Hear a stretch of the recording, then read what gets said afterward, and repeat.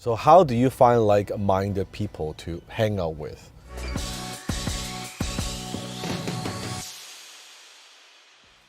That's not the real question. The real question is, how do I get out of my environment and stop hanging around with the losers that I grew up with? That's really the question, right? And a deeper question is this. Why would other like-minded people want to hang around with you? Because I believe you are who you hang out with. You are who you hang out with. I remember when I was as a teenager, I was getting into a lot of trouble. And that's one of the reasons why I immigrated to Canada, because not only my mom and dad got divorced, that was the relationship issue with my mom and dad, and that's why my mom didn't want to stay in Hong Kong and she wanted to move to Canada. But also is I was getting into a lot of trouble. I was a punk kid.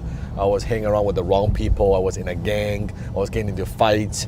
I was smoking cigarettes and all that stuff.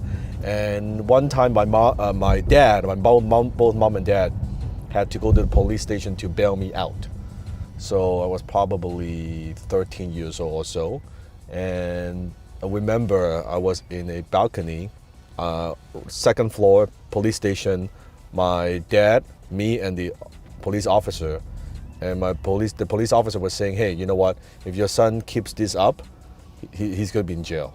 You have to get him out of this environment. He's hanging around with the wrong people. And very shortly, my dad made a decision, and he kind of almost like pull me out of Hong Kong and boom, just put me into Vancouver, Canada, in a completely different environment. I couldn't hang out with the people I was hanging out with. So that's the issue, where you have to ask yourself, why would like-minded people or smarter people or more successful people want to hang out with you? What value do you bring to the table, right? And if you are toxic, if you are negative, why the fuck would they want to hang out with you? Right? No one wants to hang out with people like that. So now with me, what I did is in my early 20s, when I was working with my first mentor, Alan, he actually belonged to a mastermind group.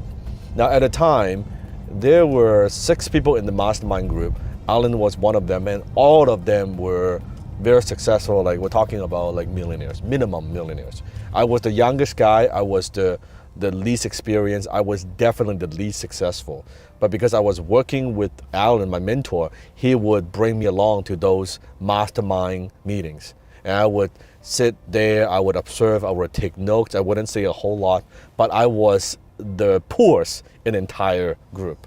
What's very, very interesting by belonging to a group like that, it expand my context, expand the possibility. When I was hearing these entrepreneurs who are more successful and more experienced, and I was like, wow, that is fascinating. That I was worrying about at the time, a $1,000 problem. They are talking about a $500,000 problem, $1 million problem. And I was just like, holy shit. And the biggest thing I got out of it, believe it or not, first I was so nervous attending these meetings. They were talking about these business ventures they were doing and investments they were doing. I was so out of place. I was so uncomfortable. But by going there often, at the time we met about once a month. By the 6th, 7th, 8th time, and something clicked within me. And I was like, you know what? Maybe I could do this too. That they are just, they're hardworking people. They're very smart. But I didn't get the feeling like, okay, they probably make 20, 30, 50 times more money than me. But they're not 20, 30, 50 times smarter. And they definitely don't work 30, 50 times, 100 times harder. So it creates a new belief in my system that, hey, you know what? Maybe I could do that too. So that's the first way how I find successful people to hang out, like-minded people. The second way you could do it is go to events, meet with people face to face. Get out of your own city, get out of your environment, go to these conferences, spend a little bit of money, get on a fucking plane. meet some new interesting people, because that's how you build relationships. And that's also why at this point, even as successful as I am, I would go to certain conferences, because I'm very selective at this point, but I would go to certain conferences, certain groups where I would meet new interesting people, because I know that one relationship could change everything. So invest a little bit of money, go meet the people you want to meet with, go hang out in that environment. Very, very critical, because we're so busy day to day. You're busy, I'm busy, everyone is busy. But by being there, it could be a 1-day event, could be a 2-day event, could be a 3-day event. You're locked in the room. They're not going anywhere. They are staying, chances are they're staying in that hotel, that they are there, and you could hang out with them. You could buy them lunch. I'll give you one quick secret, and that is this. When I attend these events, especially if there are like multiple speakers, and I would attend. And one time I was attending as a young guy, just as an attendee, and there was this speaker. And after I spoke, he was a very nice guy. I saw him hanging out in the evening in the pub, just in the pub, by himself. And I thought, what the fuck? I walked up to him and said, hey, can I buy you a drink?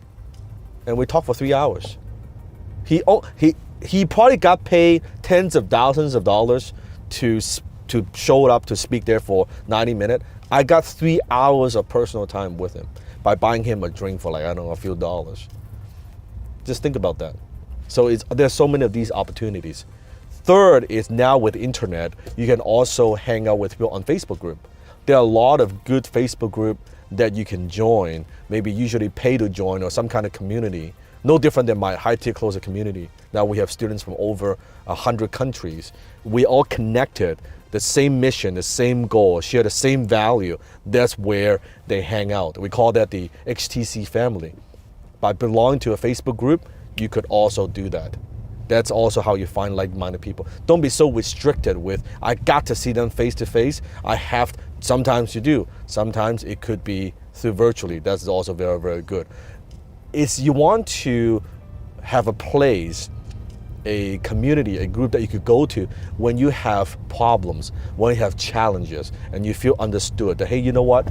I'm not the only person with this problem. Maybe you've been down this road too. Like, you could do that. But knowing that chances are the environment that you are in right now, if I have to take a guess, it is not super supportive of your goals. It's just not. Chances are it's probably a pretty toxic environment. However, you can make a decision, you can make a choice to get out of that. You don't like the city you're in, move the fuck out. Move to a different city. It's okay. You see those big green signs on the highway? Yes, follow those signs. You could go to a different place. You can move to a different city. You can always have that choice. If you don't like the small town you're living in, move. You don't like the big city you're living in, move. It's okay. You have the power to choose. That's the great thing about human beings.